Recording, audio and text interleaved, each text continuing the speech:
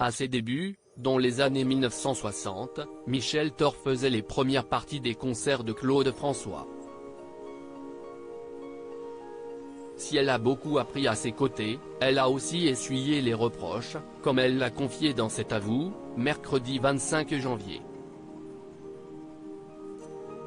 Michel Thor va fêter ses 60 ans de carrière avec un concert aux Folies Bergère, à Paris. Une salle de spectacle qui n'a pas été choisie au hasard. À ses débuts, dans les années 60, à 16 ans seulement, elle vivait dans une chambre de bonne proche de la salle de spectacle parisienne. Tous les soirs, en revenant de mes rendez-vous avec ma maison de disques, je passais devant les Folies Bergère en rêvant un jour d'être sur cette scène, de chanter, danser, jouer la comédie, a confié Michel Thor, sur le plateau de cet avou, mercredi 25 janvier. Elle a fini par remplir les Folies Bergère.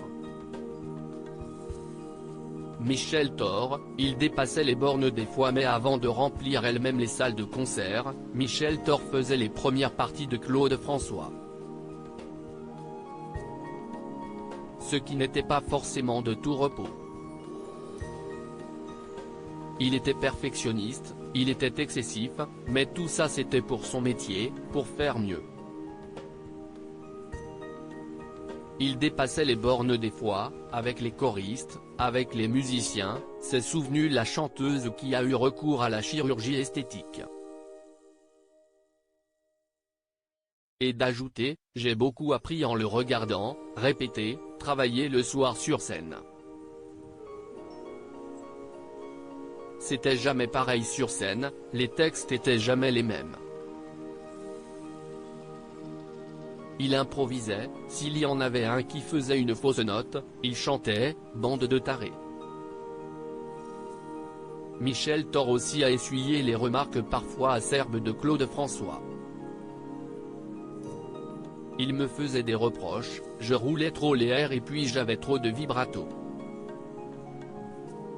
Il fallait chanter droit, a raconté l'ex de Christophe.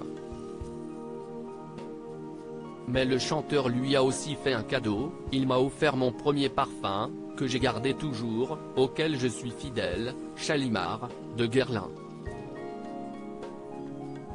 Il pouvait aussi être tendre.